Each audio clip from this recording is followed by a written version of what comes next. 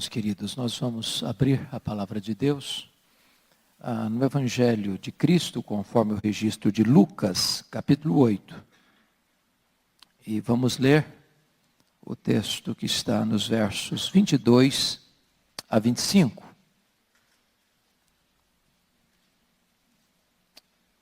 Usando o texto básico da liturgia do culto desta noite. Lucas 8, 22 a 25. Está escrito: aconteceu que num daqueles dias, entrou Jesus num barco em companhia dos seus discípulos e disse-lhes: passemos para outra margem do lago. E partiram. Enquanto navegavam, ele adormeceu. E sobreveio uma tempestade de vento no lago, correndo eles o perigo de sossobrar. Chegando-se a ele, despertaram-no, dizendo: Mestre, mestre, estamos perecendo. Despertando-se Jesus, repreendeu o vento e a fúria da água. Tudo cessou e veio a bonança. Então lhes disse: onde está a vossa fé? Eles, possuídos de temor e admiração, diziam uns aos outros: quem é este que até aos ventos e às ondas repreende e lhe obedecem? Irmãos queridos, esse texto, este episódio, está registrado nos 3 evangelhos sinóticos. Tanto em Mateus, no capítulo 8, quanto em Marcos, no capítulo 4, e aqui em Lucas, também no capítulo 8. E esse texto retrata um fato ocorrido na vida de Jesus, logo depois que ele ensina as chamadas parábolas do reino. Ele passara o dia todo ensinando sobre as verdades do reino através das parábolas. E então, já cansado desta lida, ele dá uma ordem para os seus discípulos para entrarem no barco, e ele entra no barco com eles, para atravessarem para o outro lado do lago. E enquanto navegam, Jesus adormece. Jesus dorme na popa do barco. Quando eles são surpreendidos, diz Mateus, por uma tempestade de vento. E eles estavam correndo risco, porque o barco estava a encher-se de água, prestes a sossobrar, a naufragar. Quando eles, depois de esgotados todos os recursos, baldados todos os esforços humanos, recorrem a Jesus. E Marcos é mais enfático na pergunta dos discípulos: mestre, não te importa que pereçamos? O texto em pauta que acabamos de ler, Lucas registra: mestre, mestre, estamos perecendo. E diz a Escritura que Jesus desperta do seu sono, repreende o vento, repreende o mar, faz-se grande bonança. E ele então se volta para os seus discípulos e pergunta: onde está a vossa fé? Marcos registra: porque sois assim tímidos, como é que não tendes fé? E os discípulos agora, diante do estupendo milagre, cheios de temor, não mais de medo, mas de reverência e admiração, perguntam uns para os outros: quem é este que até aos ventos e às ondas repreende e lhe obedecem?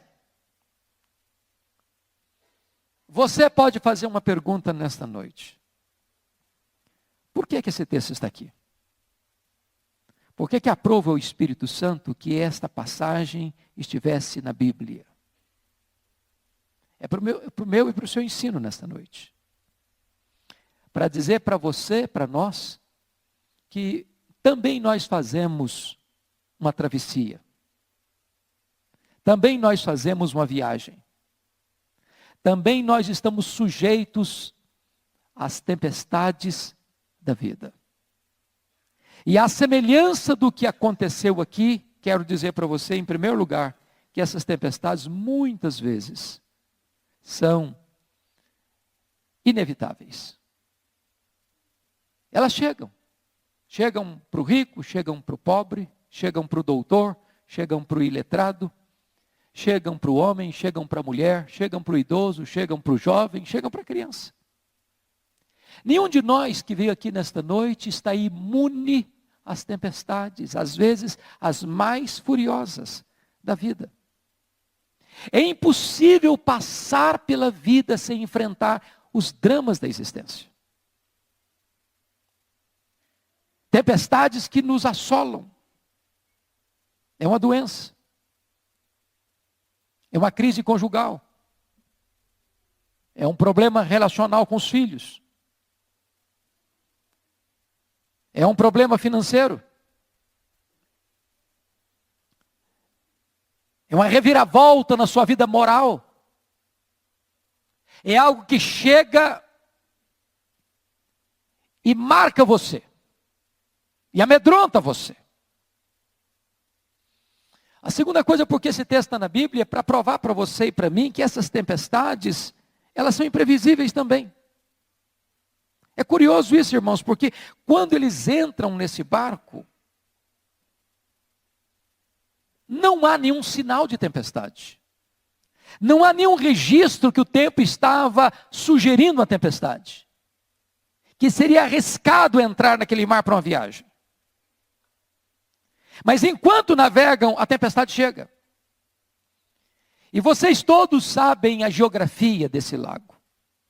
Quando a Bíblia fala Mar da Galileia, ou Lago de Genezaré, está falando não de um mar de água salgada.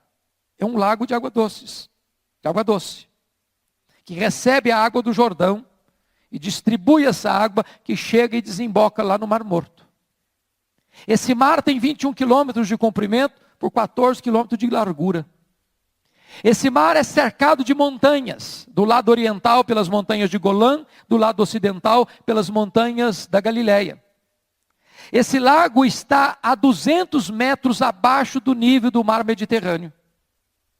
E acontece aqui nesse lago um fenômeno muito curioso.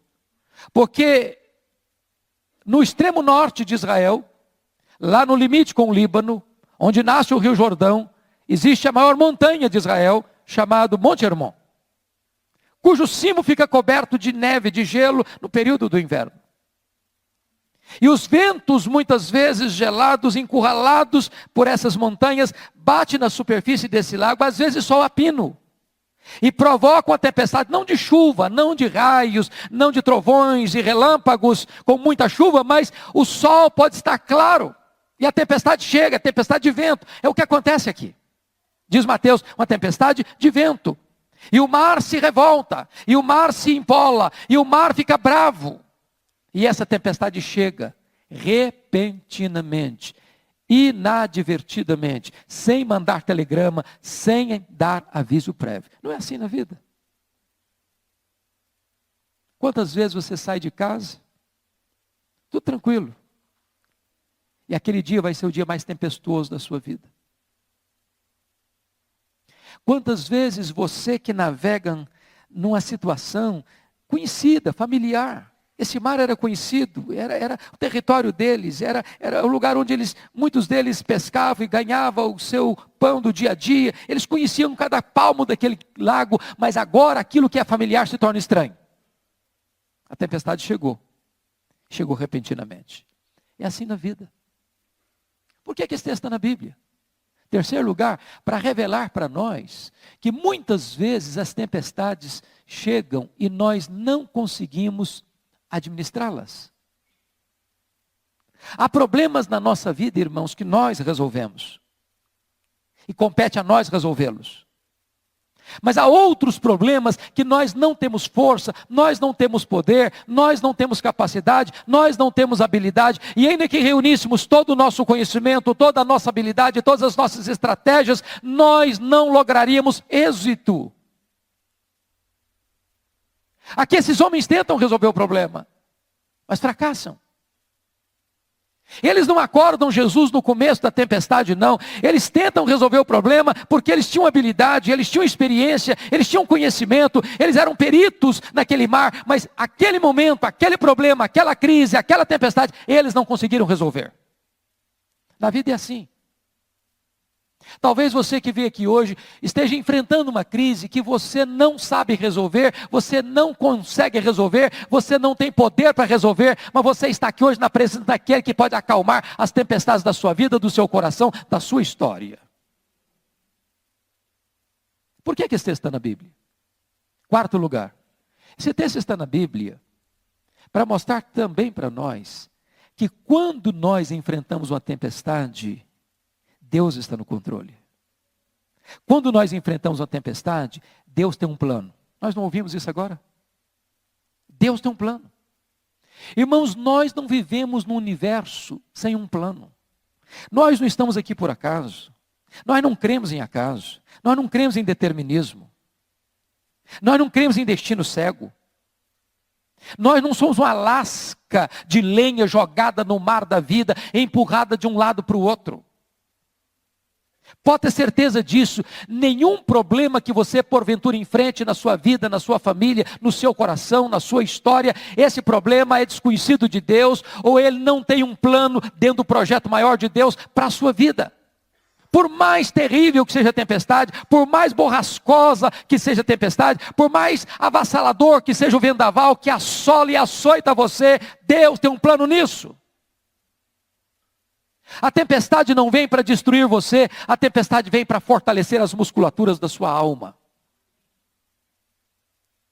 Agora volte os seus olhos comigo para o texto.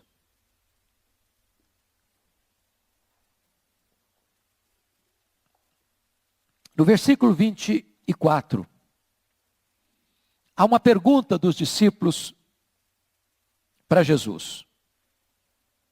Aliás, Lucas retrata como uma exclamação, Marcos faz como uma pergunta: mestre, mestre, estamos perecendo. Marcos diz,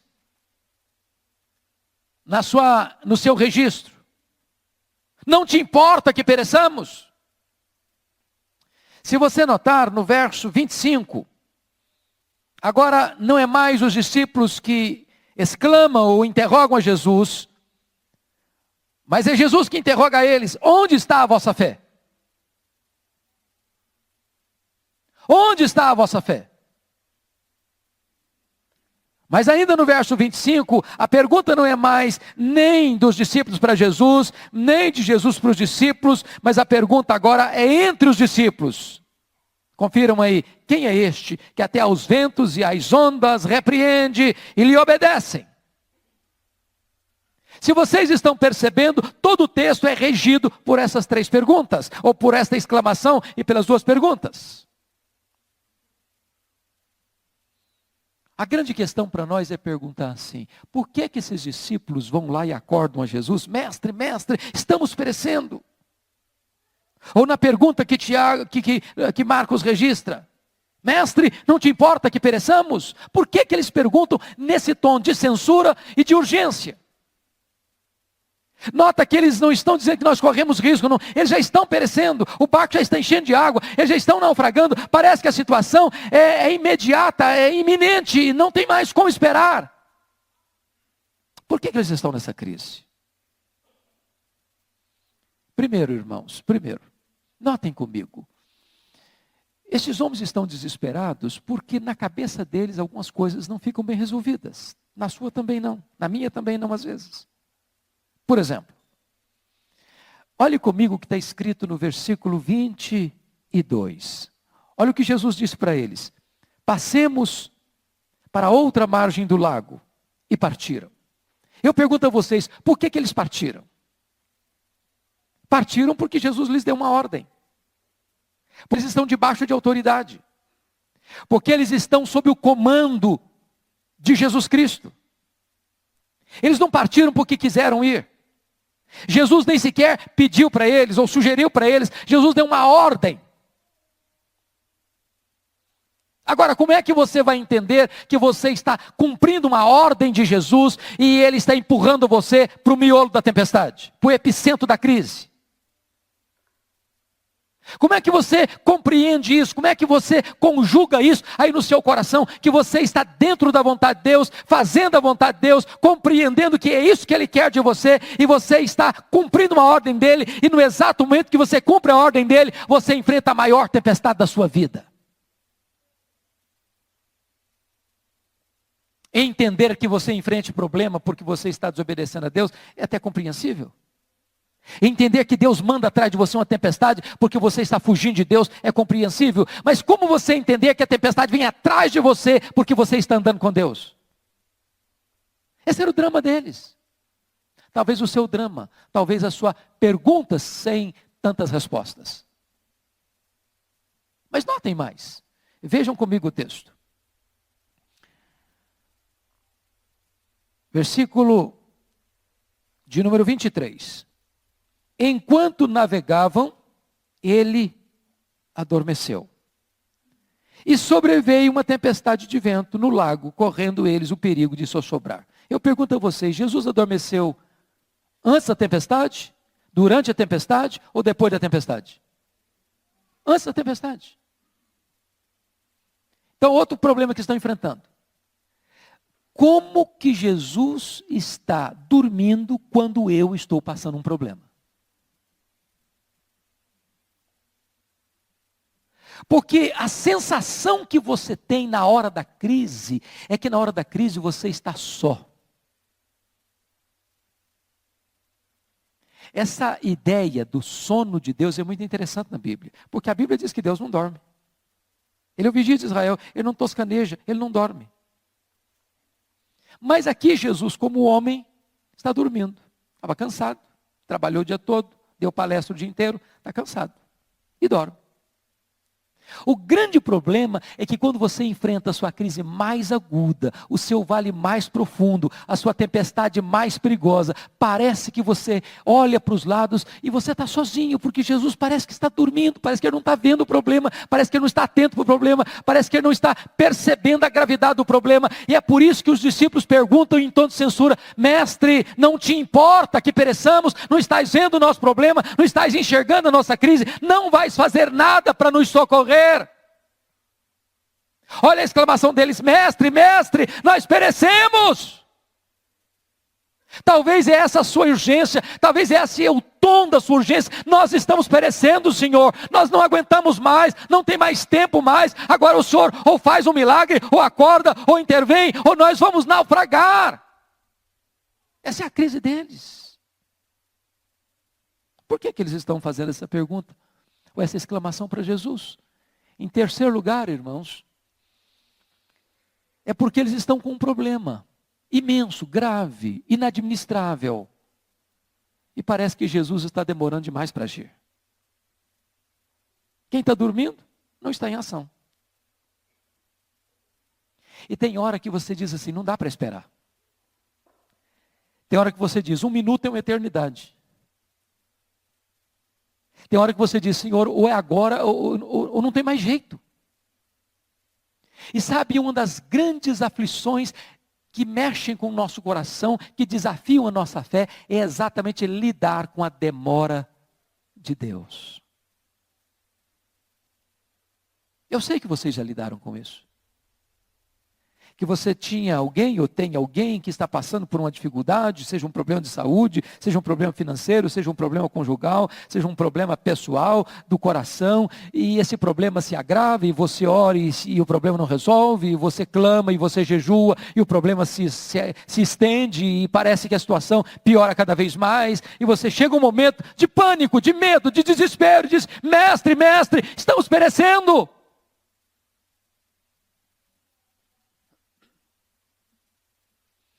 Pense comigo na história da Marta, quando ela manda aquele emissário dar um recado para Jesus. Eu acho lindo a atitude de Marta. Porque ela só diz assim, vai lá e dá o seguinte recado para Jesus. Está enfermo aquele a quem tu amas. Ela poderia ter dado um outro recado. Se fosse você, ou fosse eu, nós diríamos talvez, venha depressa. Precisão de ajuda. Socorro. Cancela a tua agenda.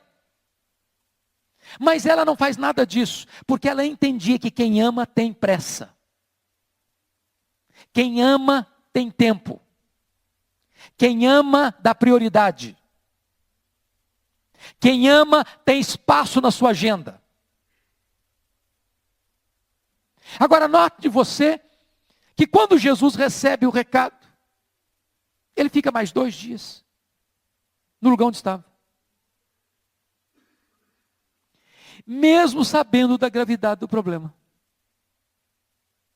Mesmo já tendo o diagnóstico. Aliás, ele manda um recado para Marta. Vai lá e fala para Marta que esta enfermidade não é para a morte, mas é para a glória de Deus. O que é curioso é que quando Jesus recebe o recado, ele já sabe que o Lázaro já tinha morrido.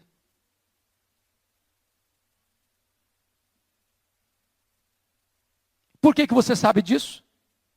Exatamente porque Jesus nota que o homem gastou um dia para ir até o encontro dele, um dia, ele fica mais 2 dias, 3 dias, no 4º dia ele vai, o Lázaro já está morto e sepultado há 4 dias. Agora pense comigo como é que a cabeça da Marta ficou quando o mensageiro retorna de Jesus, o Lázaro já estava morto e sepultado no 2º dia, e o camarada sem saber dos detalhes chega e diz para ela, olha Marta, Jesus só mandou dizer para você o seguinte, que a enfermidade do seu irmão não é para a morte, não é para a glória de Deus, mas o camarada estava morto e sepultado há 2 dias. Na mente da Marta, Jesus já tinha furado com ela.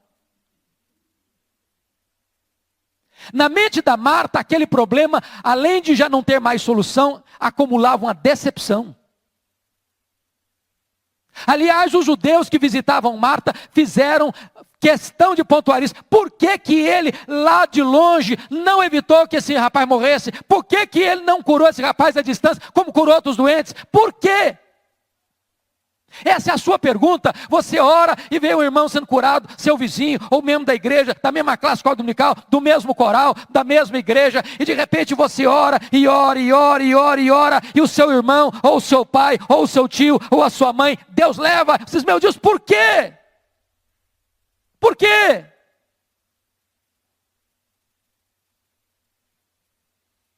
Quando Jesus chega em Betânia, a Marta abre o coração, expressa a sua dor, a sua mágoa para Jesus. Se tu estiveras aqui, o meu irmão não teria morrido. Só chegou tarde, agora não adianta mais. Jesus, Marta, se tu creres, verás a glória de Deus. Tá bom, eu creio sim. Mas eu creio lá no futuro, agora não. Eu creio que vai ressuscitar, porque todo mundo vai ressuscitar um dia. Mas agora não tem mais jeito. Quando Jesus diz, tira a pedra, ela diz, não, agora não adianta mais não, Jesus. Já passou do tempo. Já cheira mal. Deixa eu dizer uma coisa para você. Quando Deus demora, é porque Ele está fazendo algo maior, um milagre mais estupendo na sua vida. Jesus esperou até o 4º dia, porque havia uma crença dos judeus que um morto podia ser ressuscitado até o 3º dia. Mas a partir do 4º, impossível, só Deus em pessoa podia descer e fazer esse milagre. Pois Jesus espera até o 4º dia, para que toda a nação de Israel soubesse que ele não era apenas um grande homem, ele era o próprio Deus entre os homens. Diz o texto, que quando os discípulos fazem esta exclamação, mestre, mestre, estamos perecendo. Despertando-se Jesus, repreendeu o vento e a fúria da água. Diz o texto, tudo cessou e veio a bonança. Quem sabe hoje você veio aqui com o coração parecido com um mar revolto, a tempestade assolando você. Hoje Jesus é poderoso para trazer bonança para a sua alma. Acalmar o seu medo, aquietar o seu coração, trazer sossego para a sua vida, dar paz para você. Agora notem comigo que há fato maravilhoso no texto. Se você está familiarizado com os evangelhos, você sabe que há um outro registro de uma outra tempestade nesse mesmo lago. Naquela tempestade, Jesus não estava dentro do barco, Jesus estava orando no monte, vendo os discípulos passando a crise. E diz a Escritura que na quarta vigília da noite, depois das 3 horas da madrugada, Jesus vai ao encontro deles andando sobre o mar. Obviamente era noite, e eles estavam no meio de uma tempestade, talvez essa sim, de chuva, de vento, de relâmpagos, de trovões.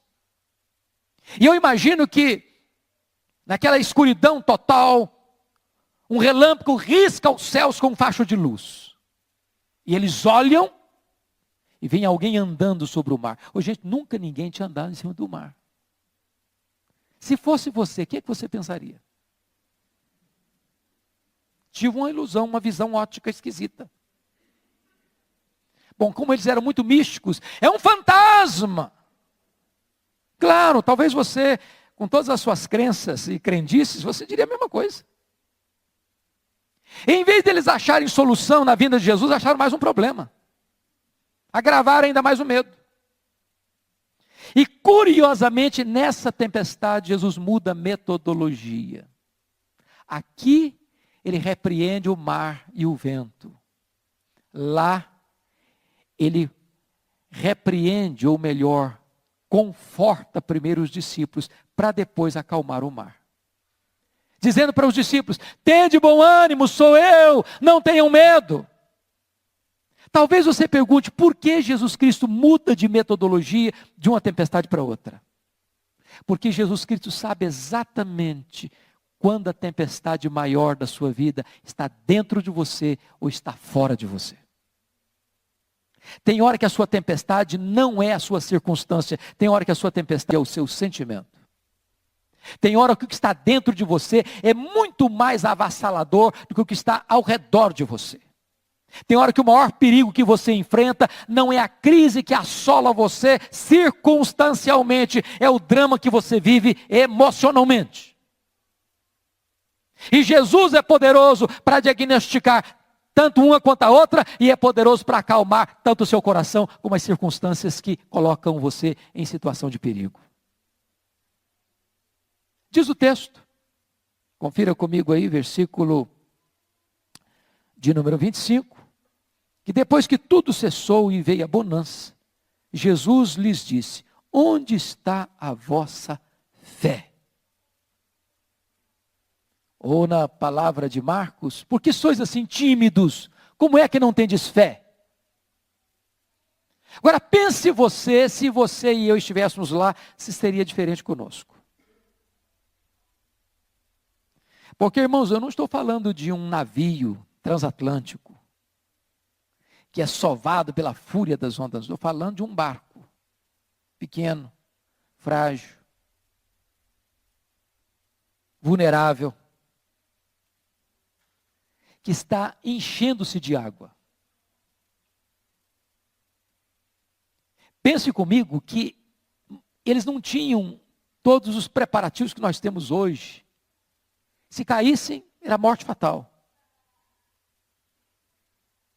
Você teria medo?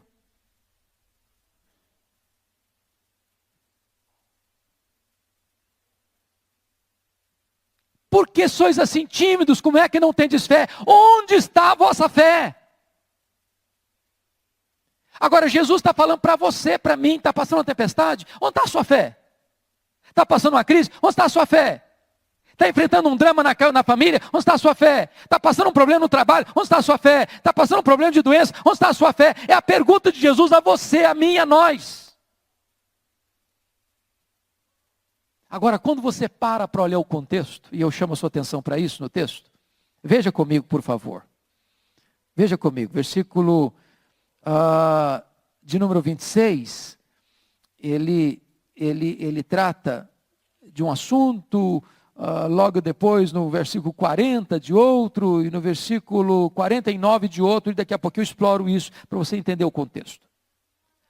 A pergunta é: onde está a sua fé? Por que Jesus faz essa pergunta? Por que eles deviam ter fé? Por quê? Primeiro, eles deviam ter fé por aquilo que está escrito no versículo 22. Passemos para outra margem. Se Jesus disse, passemos para outra margem, eu pergunto para vocês, onde eles deviam estar? Para onde eles deviam ir? Onde eles deviam chegar? A outra margem. Por que eles estavam sem fé? Ou com medo? É porque eles duvidaram que a palavra de Jesus pudesse se cumprir. Quando você tem uma promessa de Jesus, você tem uma realidade. Porque promessa de Jesus e realidade é a mesma coisa. A palavra dele não cai por terra, a promessa dele não fracassa. Sabe por que você e eu nos amedrontamos diante das tempestades da vida? É porque nós duvidamos que aquele que prometeu é fiel para cumprir. É por isso, irmãos, que quanto mais você estuda a sua Bíblia, mais fé você tem. Porque quanto mais você estuda a sua Bíblia, mais você conhece Deus. Você não pode confiar em alguém que você não conhece. Se você não tem intimidade com Deus, na hora da crise, você vai ter medo. Na hora da crise, você vai duvidar. Na hora da crise, você vai naufragar. É por isso que lá no final, eles perguntam, mas quem é este? Dando a impressão que, embora eles estivessem perto de Jesus, eles não conheciam Jesus suficientemente. Você e eu ficamos com medo pelo mesmo motivo. Nós não conhecemos suficientemente quão grande é o nosso Deus, quão poderoso é o nosso Salvador, quão suficiente Ele é para tomar conta de nós nas tempestades da vida. Por que eles deviam ter fé? Onde está a vossa fé? Segundo lugar, não apenas por causa da promessa, mas por causa da presença de Jesus dentro daquele barco. Quem é Jesus? O Criador do vento, o Criador da água, o Criador do mar, o Criador da terra, o Criador do universo. Se ele estava dentro daquele barco, ele não poderia naufragar com aquele barco não podia afundar com ele, porque ele é o todo-poderoso Deus. Qual é o seu problema? Qual é o meu problema? Onde está a nossa fé? Nossa fé, ela naufraga, a nossa fé fraqueja, a nossa fé entra em pânico, em medo, em crise. Exatamente por isso, porque nós duvidamos que Ele está conosco todos os dias até a consumação dos séculos. Está comigo quando eu estou com saúde, está comigo quando eu estou doente, está comigo quando eu tenho dinheiro, está comigo quando eu não tenho dinheiro, está comigo quando eu estou só, está comigo quando eu estou com a multidão. Ele está comigo nas tempestades e também está comigo nas bonanças da vida. Ele está conosco. Terceiro, por que eles deviam ter fé? Onde está a vossa fé? Eu pergunto, o que Jesus estava fazendo naquele barco? O que mesmo? Dormindo. E eu pergunto, Jesus sabia que a tempestade viria? Sabia. Se sabia, por que dormiu? Ele dormiu exatamente porque tinha plena consciência que tudo estava sob controle. O que é paz, irmãos? É ausência de problema? Não. Paz é confiança em Deus, apesar dos problemas ou no meio dos problemas. A paz, a ausência de problema é paz de cemitério. Lá não tem problema. Ninguém briga com ninguém, ninguém discute com ninguém, ninguém xinga ninguém, ninguém humilha ninguém. Lá não. É um silêncio, é uma paz. O lugar mais seguro para você dormir é no cemitério.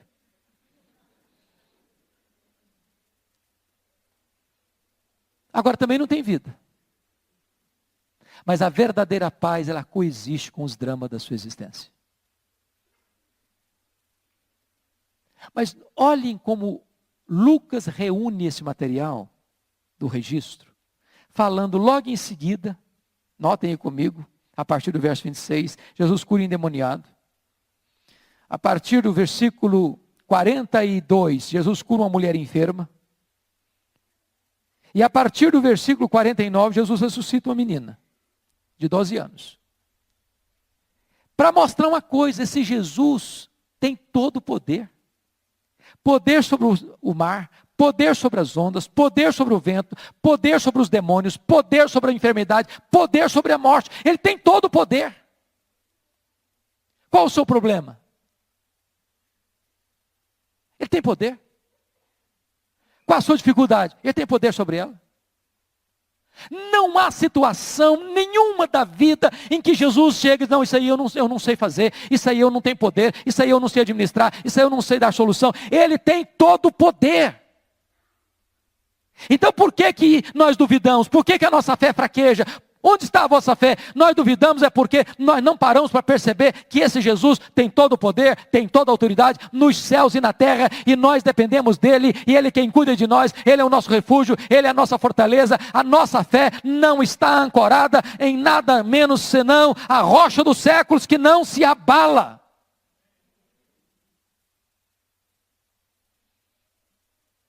Mas notem, e eu termino aqui, que depois que Jesus acalma o mar e acalma os discípulos, no verso 25, eles possuídos de temor, e aqui esse temor não é medo mais, como o medo que eles estavam de naufragar, aqui é um temor de reverência, porque o texto é acompanhado de temor e admiração. Diziam uns aos outros, quem é este que até aos ventos e às ondas repreende e lhe obedecem? Até o vento e o mar lhe obedecem. Por que Deus permite a tempestade? Essa é a grande pergunta. Se Deus ama você, por que Ele permite você passar por uma doença, por um problema financeiro? Por quê? Sabem por quê, irmãos? É porque as grandes lições da vida nós não as aprendemos num dia de festa. O aprendizado num banquete é muito pequeno. Muito pequeno. Eu estou falando para irmãos que já passaram por lutas, estão passando por lutas, ou vão passar por lutas. Você aprende mais num dia de luto do que em anos de celebração. Anos. Essa tempestade veio depois de um dia inteiro de ensino de Jesus. Porque Deus tem duas maneiras de ensinar você. Deus ensina você pelo estudo da Bíblia e Deus ensina você pela experiência da vida. Deus não quer que você tenha uma fé de segunda mão. Ah, meus pais experimentaram um grande livramento de Deus. E você? Ah, meus pais já tiveram uma experiência gloriosa da intervenção de Deus. E você? Quando eles escutam a mensagem o dia inteiro e depois passam pela tempestade, Jesus está querendo dizer o seguinte: eu quero que vocês agora, depois de ouvirem a verdade durante todo o dia, agora vocês saibam de uma coisa, esse que vocês ouviram de mim, vocês precisam saber na prática que de fato eu sou o Deus Todo-Poderoso. Eles passaram a conhecer Jesus como não conheciam antes. Quem é este? Quem é este? E talvez hoje nós pudéssemos responder essa pergunta: quem é este? Que até o vento e o mar lhe obedecem. Se eu olho para a Bíblia, eu vou dizer para você que este é aquele que junto com o Pai e com o Espírito Santo lá na eternidade, planejou amar você e salvar você. Quem é este? Este é aquele que foi prometido lá no Éden: da semente da mulher nascerá aquele que esmagará a cabeça da serpente. Este é aquele que foi tipificado pelos sacrifícios, pelo templo, pelo tabernáculo, pela arca da aliança, de quem os patriarcas falaram, para quem os profetas apontaram. Quem é este?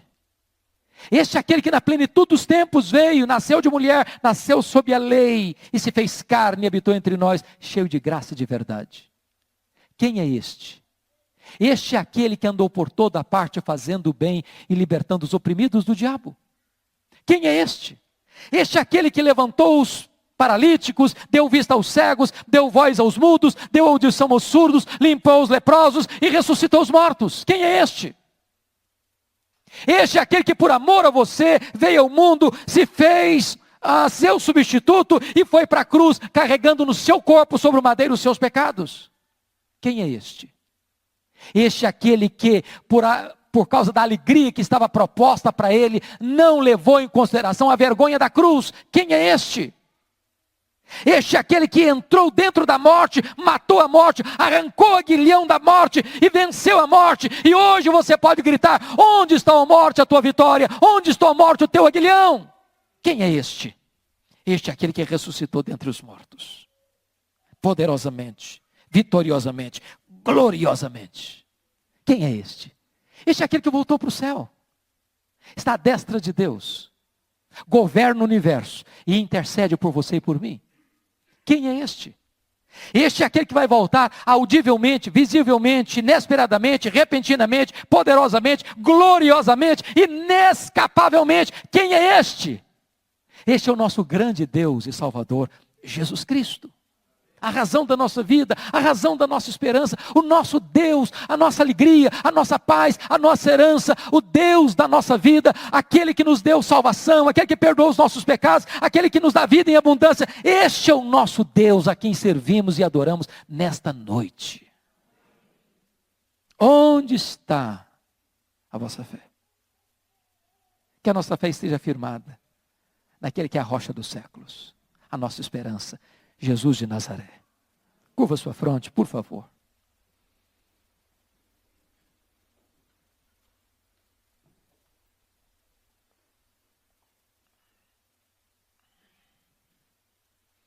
Onde está a vossa fé?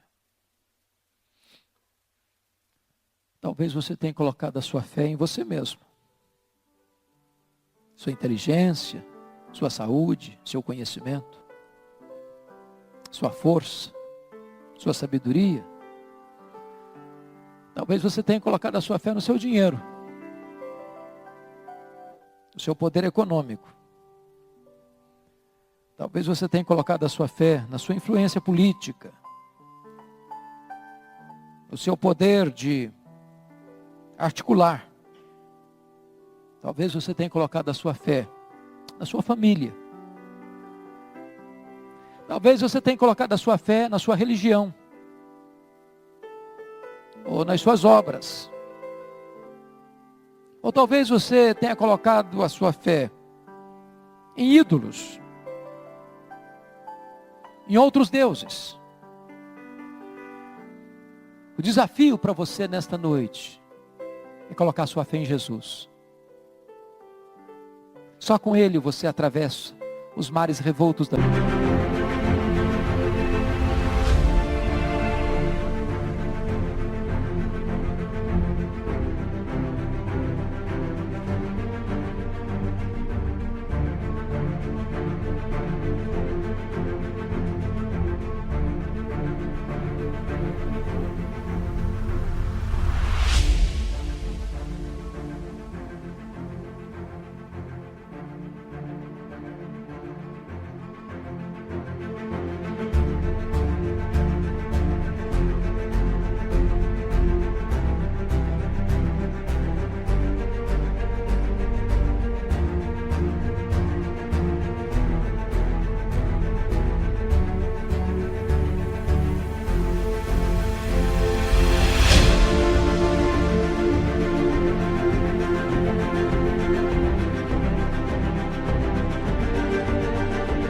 Vida. Só com Ele você consegue chegar no porto divinal e ser salvo e perdoado, ser recebido por Deus, o Pai. Que nesta noite você ponha a sua fé em Jesus. Ah, Senhor, nós ouvimos a Tua palavra. E o que nós te pedimos nesta noite é que Tu apliques esta palavra a cada coração que veio aqui. Aqueles que já te conhecem, fortalece-lhes a fé. Aqueles que ainda não tiveram uma experiência de conversão, de novo nascimento, que nesta noite coloquem a sua fé em Jesus e sejam salvos. Que aqueles que estão passando por lutas, por dramas, por crises, por tempestades na vida, que encontrem em Jesus Cristo bonança nesta noite. Que aqueles que entraram nesta casa voltem para casa certos de que tudo está sob controle. Que descansem nos...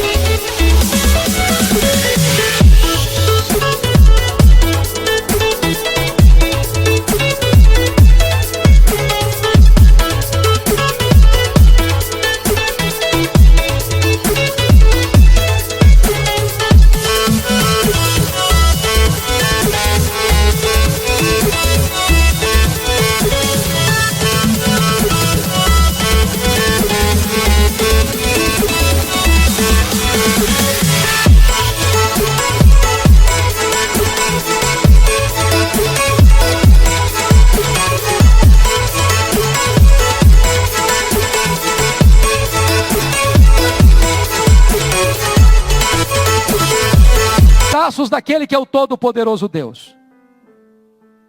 E que nesta noite todos nós, admirados, possamos dizer: quem é este? Quem é este que até o vento e o mar lhe obedecem? Glória ao teu nome, porque Jesus é este que acalma o mar da nossa vida, que transforma os cenários mais cinzentos da nossa história em cenários de luz, de muitas cores lindas, de serenidade e paz para o nosso coração. Abençoa o teu povo, fortalece a fé do teu povo, e a nossa oração em nome de Jesus. Amém.